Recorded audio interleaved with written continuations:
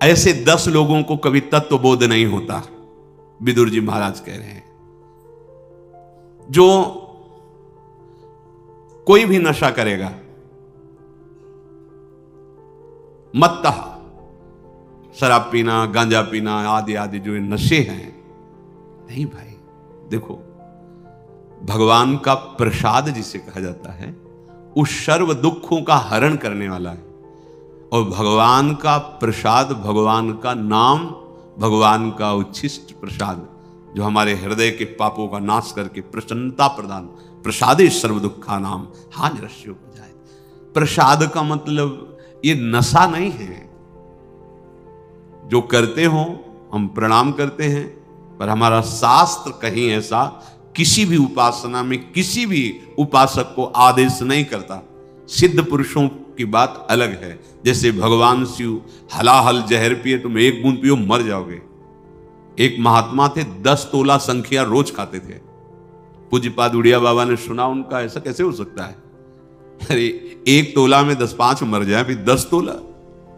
बोले महाराज झूठ बात नहीं, वो रोज शाम के 4 बजे पाते। बाबा गए उनके यहां तो पूछा तो उन्होंने मुस्कुरा के कहा, हाँ पाते। 10 तोला संख्या आप कैसे पा जाते? बोले शाम के 4 बजे बैठना, सिलबट्टा में डाला धतूरा संख्या जहर, पीसा, खप्पर में धोया, पी गए। बोले हमारा रोज का आहार है ये। हमें महापुरुषों का वही अनुकरण करना है जो उनके उपदेश से मिलता हो। कोई भी नशा, यहां देखो धर्मराज के साक्षात स्वरूप है, कोई भी नशा करने वाला तत्वबोध को प्राप्त नहीं होता। जो तत्वबोध को प्राप्त हो गया है उसके ऊपर कोई नियम नहीं है। जैसे आद्य गुरु भगवान शंकराचार्य जी आगे जा रहे थे, पीछे शिष्यजन जा रहे थे, पता नहीं क्या भाव आया, मछलियां उठाई, ऐसे बिक्रे, ऐसे उठाए वो खा लिया। जब देखा गुरुजी ने खा लिया तो 4 शिष्यों ने नहीं खाया और शिष्य ने। आगे जा रहे थे तो भ्रमण ही करते थे तो कांच गलाया जा रहा था, खप्पर में खोलता हुआ कांच ले पी गए। जिन्होंने नहीं पिया तो वहां भी नहीं पिए। जो पिए थे, वो जो मछली पाए थे, उनसे कहा पियो। कांच कैसे पिएंगे, मर जाएंगे, तो मछली क्यों खा ली? जो नहीं खाए थे उनसे कहा आपने क्यों नहीं खाया जब हमने खाया? तो उनका प्रभु आपने आदेश नहीं किया। ठीक, आपने क्यों पा लिया? बोले आपने पाया तो हम पी तो रहे हैं, गलाया हुआ कांच पी ना पिए। ऐसे किया तो जीवित मछलियां निकल पड़ी, सिद्ध योगी प्रवाहित कर दिया नदी। आप वो तो लीवर में जाके पचने लगी। हमें वो अनुकरण बात नहीं करनी जिसका वो आदेश न कर रहे हो। उनके उपदेश से जो उनके आचरण मिले, शास्त्र सम्मत बात है। महापुरुषों के जो आचरण उनके उपदेश से मिले, बस वही अनुकरणीय है। वो क्या कर रहे हैं? कोई भी नशा, जैसे कहते हैं भाई, हमने सुना है ऐसे, फिर ध्यान में अल्यो ब्रह्म लोग पहुंच गए। भाई हम प्रणाम करते सिद्धों को, हम उनके चरण सेवक हैं, पर हम अपने जैसे साधकों के लिए कह रहे भाई सिद्ध पुरुष तो हलाहल पिए हो जाने, उनका काम, उनकी मस्ती, वो तो भगवान को प्राप्त हो गए। भैया उनका काम बन गया है, उनमें भगवान में अंतर नहीं। जैसे सखागण और गौवें गोपगण फंस गए दावानल में, कन्हैया बचाओ, तुम्हारे सिवा कोई नहीं बचा सकता। बोले भैया आंख मूंद लो, मुंह में पी गए, पूरे ज्वाला को पी गए मुंह में। एक कोयला लाल लाल रखो मुंह में, अभी रख पाओगे? नहीं, भगवान के मुख से साक्षात अग्नि का प्रादुर्भाव हुआ है। भगवान उसी जगह उसको रोक ले, आओ अपने स्थान पे आ जाओ, भगवान ही तो सर्व रूपों में। तो जो भगवान को प्राप्त महापुरुष हैं, उनमें और भगवान में अंतर नहीं। ब्रह्मविद ब्रह्मविभवत। अब उनके ऊपर आप ही ऐसे नहीं कर सकते कि ये खा रहे हैं। बड़े सिद्ध महापुरुष थे, तो जहां भिक्षा नहीं लेनी चाहिए वहां से निकले, रोटी बन रही थी, ला रहे रोटी, तो डर गए महाराज जी। अरे ला, इसमें रोटी लिया, का इसमें कहीं वो है जो उन्होंने सब है कुछ? ब्रह्मार्पणम ब्रह्म भगवद अर्पण कर। लेकिन वो आचरण हमारे लिए जो आदेश करें वही अनुकरणीय नहीं है। महापुरुष जो आचरण कर रहे हैं वो आचरण उनके उपदेश से मिलता है कि नहीं? अगर नहीं मिलता तो हम प्रणाम करते हैं, वो हम कर नहीं सकते। कोई भी नशा साधक को, हम सिद्धों के लिए नहीं कहते हैं, कोई भी नशा खा करके आप भगवत तत्व का चिंतन, भगवत बोध नहीं प्राप्त कर सकते। सबसे बड़ी कमी, आपको उस नशे में सुख लग रहा है क्योंकि बुद्धि शिथिल होती है, तो आपको लग रहा है बड़ा आनंद आ रहा है। आपको भजन से सिद्धि प्राप्त करनी है, भजन से इंद्रियों को शिथिल कर देना है, भजन से मन को निसंकल्प कर देना है, भजन के सिवा कोई चाह नहीं रह जाए। अगर आप 4 बजे भांग पाते हो ना, फिर आप देखिएगा 4 बजे केवल भांग ही का ध्यान होगा, सब ध्यान हट जाएगा, लगेगा कि कैसे मिले, कैसे। कोई भी नशा नहीं, भगवत प्राप्ति हमारा लक्ष्य है, इसलिए कोई नशा नहीं। जब तक तन्मयता भजन की, जीवन की सार्थकता क्या रहे। और सच्ची बात, जो हमारा मन मलिन है, जब उसे भगवत चिंतन में लगाते हैं तो एक जलन पैदा होती, आग। जैसे आग से स्वर्ण तेजस्वी होता है, मल नष्ट होता है, ऐसे ही मन जो हमारा पतित हो चुका है, वो उच्च अवस्था को पहुंचने के लिए भजन के बल से जब चढ़ता है तो वो निर्मल होता है। उस जो ताप प्रकट होता है वो पाप को जलाता है, हम सह नहीं पाते। नहीं, मना कर रहे हैं, इन 10 को तत्वबोध नहीं होता, मत्ता। और कोई भी नशा हो बहुत जल्दी गुस्सा पैदा कर देता है, कोई भी नशा हो। जैसे भांग है, अगर आपकी मंत्राकार वृत्ति है, सिद्ध हो चुके हैं, तो उसी में सिद्ध है। वो कोई मंत्राकार वृत्ति प्रकट थोड़ी कर देगी। अगर आप विषय चिंतन कर रहे हैं, विषय चिंतन, भला कोई नशा भगवत प्राप्ति में सहयोग कर सकता है? नहीं, भूल मत। जब तक तुम्हारी वृत्ति भगवदाकार ना हो जाए, फिर आगे हरि जाने जैसी प्रेरणा करे, तब तक आपको बिल्कुल कोई भी एक सुपारी का भी नशा नहीं है। हमें प्रभु के सिवा और किसी की चाहत न रह जाए, चाहे कोई भी व्यसन हो। कम से कम सबसे बड़ी बाधा यह कि उसकी जरूरत तो है, हमें उसकी आवश्यकता है। और हमारी स्थिति हानि जाहि न चाही कबहु कछु, कोई चाह ना रह जाए। इसलिए कह रहे कि भगवत तत्व का बोध उसको नहीं होता, मत्ता। जो किसी भी नशे में मस्त रहना चाहता है, उसे भगवत तत्व को, भजन नहीं सिद्ध होगा। भजन सिद्ध को कोई, कई हमने सिद्ध महापुरुषों को देखा है, वो अपने, लेकिन अपने साधकों को जब तक लक्ष्य की प्राप्ति हो बहुत सावधान रहना है। दूसरी बात कहते प्रमत्ता, जो प्रमादी है, असावधान है, जो मनाया खा लिया, जहां मनाया बैठे हैं, हंसी मजाक है। साधक को ऐसा थोड़ी, तो जहां मनाया वहां बैठ लिया, जिससे मनाया उससे बोल लिया, जिसके संग आया चल रहे, जहां मनाया खा लिया। ऐसा नहीं है साधक का जीवन, बिल्कुल ऐसा नहीं होता। जहां का मन हो भोजन मंगा लिया, पा लिया, ऐसा नहीं है। जहां तहां अन्न खात सखी कहत आप गात, सकल देव से द्वंद जात, रात सर्व सो वहीं। ये साधक का लक्षण थोड़ी है। नहीं, बहुत सावधान। हमारी दिनचर्या, हमारा बोलना बैठना उठना सब विवेकपूर्ण होना चाहिए, असावधान नहीं। असावधान हुए तो फिर तत्वबोध नहीं होगा, घूमते रहो ऐसे। खाना पीना, सोना जागना, भोगना, ये तो पशु पक्षियों में भी है। तुम खास बात क्या है मनुष्य शरीर प्राप्त करके अगर इतने पे ही टिके हुए हो? तो जो प्रमत्ता है, असावधान है, प्रमाद युक्त है, उससे तत्वबोध नहीं होता। 10 को तत्वबोध नहीं होता। एक तो सबसे पहले नशा करने वाले को, और दूसरा जो प्रमादी है, जहां मनाया जैसा मनाया, बिना किसी शासन के मनमानी कर रहा है, न गुरु का शासन न शास्त्र का शासन। आपको कहां बैठना है, आपको किन के बीच में बैठना है, आपको किनसे बात करनी, आपको क्या प्रसाद पाना है, आपका व्यवहार कैसा हो, हर एक बात शास्त्र प्रमाणित साधक की होती, मनमानी नहीं होती। तीसरा उन्मत्ता, जो पागल हो चुका है। अब वो तत्वबोध क्या करेगा, उसकी तो बुद्धि ही खराब हो गई है। और फिर कह रहे हैं श्रांता, जो इतना कार्य करता है कि थक के चूर चूर हो जाता है, वो तत्वबोध नहीं प्राप्त। जो संसारिक कार्यों में इतना श्रम करता है, तो उसके लिए भजन के लिए टाइम कहां है? वो कहां बैठकर शास्त्र स्वाध्याय करेगा, कहां शास्त्र चिंतन करेगा, कैसे सत्संग का मनन करेगा? केवल पशुवत लगा ही लगा है कार्यों में। ओ भगवान श्री राम सबरी जी के सामने भी कह रहे हैं, छठदम सील बिरत बहुकर्मा, निरत निरंतर सज्जन धर्म। श्रांता, जो इतना थकित हो जाता है, टूट गया, उसको तत्वबोध नहीं होता। भगवान ने युक्ताहार विहार से युक्त कर्मसु चेष्ट, तुम्हारे कर्म भी युक्त होने चाहिए।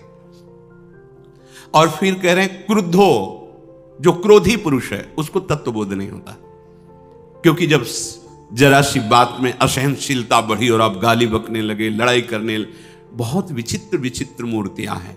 उपासक को क्रोध नाम से तो बिल्कुल दूर रहना चाहिए। ये बहुत बड़ा शत्रु है क्रोध, बड़े बड़ों को परास्त करता है और ये कामना से प्रकट होता है, और कामना हमारे भगवत तत्व में बहुत बाधक है, भगवत तत्व अनुभूति में बाधक है। इसलिए जैसी भी परिस्थिति सामने आती उससे आपको निकलना है, क्रोध क्यों करना है? हमारे सामने हम योद्धा हैं भगवत मार्ग के, तो हमारे सामने शत्रु पक्ष फेंकेगा फिसलन, हमको पैर जमा के निकलना, फिसलना नहीं। गाली दे रहा, अपमान कर रहा है, ऐसी चेष्टा। हम उपासकों से यही प्रार्थना करते हैं कि आप ऐसा मत सोचिए कि आप विनय पूर्वक बर्ताव करते फिर सामने से उद्दंडता करता है तो फिर शासन करेंगे, नहीं। उस समय भी हमें हाथ ही जोड़ना है। अगर हमें कहना है आप चले जाइए तो हाथ जोड़ के ही हम कहेंगे, हम झगड़ा नहीं करेंगे, हम कटु वचन नहीं बोलेंगे। दंड देने का तो हमारे ऊपर विधान ही नहीं है, हम तो दंड सह सकते हैं, आपको दंड दे नहीं सकते। हमारा मार्ग दंड देने वाला नहीं, निर्भय करने वाला है। आपने हमें दंड दिया, फिर भी जाओ, आपका मंगल हो, न इस लोक में न परलोक में कहीं आपका मंगल न हो, ऐसी गुरु कृपा से हमारे हृदय में सामर्थ्य आवे। तो जो क्रोधित रहता है, जब अंदर से द्वेष की बातें, निगेटिव बातें चिंतन करके नकारात्मक सोच से भरा रहता है, सेवक जी भी महाराज कह रहे, पूछत रीति भभूकत धावत, जरा सा बात करो तो ऐसे गुस्सा मानो कि पता नहीं घर से लड़के ही आ रहे हैं क्या, पूरी गुस्सा उतार दे। ऐसे लोगों को तत्वबोध नहीं होता। और बुभुक्षिता, हर समय खाने के लिए ही उतावले। कुछ लोग ऐसे होते हैं, अधिकतर रिश्तेदारियों में ही घुमा करते हैं कि रिश्तेदार नातेदार को अच्छा, ऐसे होते हैं। नहीं, ऐसा नहीं होना। अगर आपको कहीं आवश्यक किसी रिश्तेदार ना तो ठीक है, वो बात अलग है, लेकिन ऐसे ही क्रिया रहित, कर्तव्य रहित ऐसे घूम रहे, यहां खा लिया, वहां खा लिया, वहां खा लिया, ऐसे लोगों को तत्वबोध नहीं होता। जो केवल रसेंद्री की तृप्ति के लिए भटकते रहते हैं, वो कोई भी हो, गृहस्थ हो, विरक्त हो, कोई भी हो, यहां गृहस्थ विरक्त की बात नहीं, ऐसे 10 लोगों को भगवत तत्व का बोध नहीं होता। जो केवल रसेंद्री के स्वाद के लिए आज वहां नहीं, जैसा भगवत इच्छा से मिले प्राण पोषण करो, निरंतर नाम जप करो, अपने कर्तव्य का पालन करो। और कह रहे हैं तो रमणाश्च, हर बात जल्दीबाजी में, हर कार्य जल्दीबाजी में, हर निर्णय जल्दीबाजी में, ऐसे को तत्वबोध नहीं होता। उकताए हुए पुरुष को तत्वबोध नहीं होता। गंभीरता पूर्वक हर कार्य का निर्णय गंभीरता पूर्वक करो, हर कार्य एकाग्रता पूर्वक करो, उसका परिणाम सोच के करो। अगर समझ में नहीं आता तो उच्च कोटि के महापुरुषों से सलाह ले लो। ऐसे जल्दीबाजी से कोई निर्णय नहीं, जल्दीबाजी से कोई बात ना बोले, कसम से आज से ऐसा नहीं करूंगा, अब आपने इतनी बड़ी बात कह दी, कसम, अब आप उसका निर्वाह आजीवन करना होगा, चाहे प्राण निकल जाए, पर वो बात नहीं होनी चाहिए। ऐसा कहां है? ऐसे लोगों को तत्वबोध नहीं होता। जो जल्दीबाजी में हर कार्य, हर संकल्प, हर बात, पूरा कुछ नहीं करना, बातें बहुत बनाना, ऐसे को तत्वबोध नहीं होता। विदुर जी कह रहे हैं लुब्धश्च, जो छोटी छोटी वस्तुओं में लुभायमान हो जाता है, बहुत सावधानी की जरूरत है।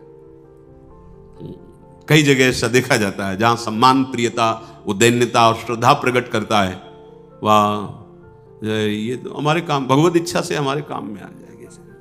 अब वो कह रहे नहीं महाराज जी, ये तो मतलब जहां आपको रखा है ये उसकी वस्तु है, वो तो आपको नहीं, भगवान ने आदेश कर दिया उसको, भगवान ने आदेश और भी किए हैं, उनका पालन करो। दूसरे की वस्तु को लुभायमान होकर के लेना चोरी ही कहा जाता है। कोई दे रहा है बड़ी श्रद्धा से, आपको आवश्यकता नहीं है तो आप नहीं लेंगे, उसको देने का फल मिल जाएगा और आपकी साधना परिपक्व रहेगी। आवश्यक है तो उचित ले लीजिए, पर बिना पूछे, बिना दिए इस सृष्टि में आपका कहीं अधिकार नहीं है। यहां तक कि आप लताओं से भी अगर पत्र पुष्प लेते तो याचना कीजिए। हमने पूज्य महाराज जी को देखा कि ऐसे प्रणाम किए और कहा श्री जी के लिए कुछ झूला में आपको सेवा में लगाने के लिए अनुमति दीजिए। ऐसे थोड़ी कि चट्टे से डाल टोलियो लगा, ऐसे नहीं, ये वृंदावन धाम है। प्रणाम किया और ऐसे भिक्षा के रूप में मांगा कि आपसे कुछ पल्लव और कुछ आपकी टहनियाँ चाहिए जो श्री जी की झूला में, तो आप कृपा करके, आप इसीलिए तो प्रसन्न है ना कि श्री जी की सेवा में आएंगी, तो ऐसे किसी से, ये संपूर्ण प्रकृति भगवत स्वरूप है। ये चोरी करना जल्दीबाजी में अपने सुख की बातें, ये बहुत सावधानी की जरूरत है। तो जो लोभी हृदय का होता है, बहुत समझने का विषय है, बहुत समझने। कई बार ऐसी असंतुष्टता होती है, बातें ऐसी करते हैं कि उनके चरण धोकर पीने का मन करता है, और व्यवहार ऐसा करते हैं कि हृदय जलता है कि अगर ये व्यवहार किसी गृहस्थ के साथ किया होता तभी वो फिर अश्रद्धा का पात्र बना देते हैं संतों को। नहीं, सावधान, आपकी छोटी सी गलती सब संतों के प्रति अश्रद्धा का हेतु बन जाएगी। ये लोभ प्रवृत्ति भगवत तत्व बोध नहीं होने देती। तो समझ में नहीं आता, अरे हम भगवत आश्रित हैं, जिसने यहां व्यवस्था की, अगले कदम में वो व्यवस्था आपके चरण चूमेगी, आप उसके सहारे तो हो। आप लोभ प्रवृत्ति भगवत तत्व का अनुभव नहीं होने देती। फिर कह रहे भीता, जो डरपोक है, भयभीत है, उसे तत्वबोध नहीं होता। जब गंगा के किनारे भ्रमण कर कई ऐसे स्थान आए जहां भय का संयोग लगा, पर भगवत कृपा से एक जिद्दी स्वभाव था। कहां भय है, कौन मार डालेगा, किस बात का डर है, वो वहीं खड़े हैं, वहीं खड़े हैं। जब मन कह दिया कि हाँ भय नहीं, तब चले। जगह जगह ये हमको परास्त करना चाहता है, नहीं। कई जगह ऐसी हुई कि भय का संयोग, कई जगह ऐसा हुआ, अवस्था नहीं थी ना, बस एक स्वभाव में जिद्दीपन था कि नहीं, कहां भय है। अगर मरना है तो तुम बच नहीं सकते, और अगर मरना नहीं तो कोई मार नहीं सकता। हम क्यों भागे, हम वहीं स्मशान में बैठ जाते, क्यों भागे, क्यों डरे। सर्वत्र प्रभु है, वो है तो किस लिए डरना। बस बार बार बार तो हमें लगा कि हर भय हमें निर्भय पद में पहुंचाने के लिए दिया गया, हर भय निर्भयता के लिए दिया गया। अगर हम भयभीत रहेंगे तो फिर हमें तत्वबोध नहीं होगा। क्यों भय करें, किससे भय करें। अगर हमें पीड़ा पहुंचनी जिस मिनट जहां, वहीं हमारी बुद्धि पहुंचा देगी हमको, वही पीड़ा प्राप्त हो। और नहीं तो त्रिभुवन में घूमो, कोई बाल बांका करने वाला नहीं है, भयभीत होने की जरूरत नहीं। अभयद भुज दंड मूल, हमारे प्रभु अभय देने के लिए सदैव विराजमान है, अपने संग हम अनुभव नहीं कर पाते। और आगे कह रहे कामी चते दश, जो सदैव काम भोग का चिंतन करता रहता है, जनेन्द्रिय जनित भोगों का चिंतन करता रहता है, ऐसे 10 पुरुषों को भगवत तत्व का बोध नहीं होता। महाराज, जो घर छोड़ करके, कर्तव्य छोड़ करके केवल शरीर सुख के लिए भटकता रहता है, देखो विरक्ति का लक्ष्य समझो। लक्ष्य अगर आपका भगवत प्राप्ति नहीं तो वेश धारण मत कर लेना। कह रहे अनर्थकम, वो आपको अनर्थ में फंसा देगा। देखी देखा जोग नहीं धारण किया जाता, वो अंदर की वृत्ति होती है, नहीं तो लड़ नहीं पाओगे। केवल इंद्रिय जन भोगों के लिए भटकोगे तो बहुत सी ऐसी गलतियां हो जाएंगी कि आपको दंड मिलेगा, परेशानियां आ जाएंगी, लोक परलोक बिगड़ जाएगा। इसलिए जो घर छोड़कर कर्तव्य कर्म त्याग कर, निरर्थक, लक्ष्य ही नहीं है, भजन भगवत प्राप्ति साधना कोई मतलब नहीं, बस या वहां, ऐसा नहीं जीवन होना चाहिए। पापियों से मेल जोल रखना, पाखंड में जीवन व्यतीत करना, और दूसरे की बातें दूसरों से बताना, चुगलखोरी और व्यसन अर्थात नशा करना, ऐसे जो लोग होते हैं ये भगवत मार्ग में परिचय ही नहीं प्राप्त कर पाते। भगवत मार्ग का, भगवत प्राप्ति तो बात जाने दो, परिचय ही नहीं प्राप्त कर पाते।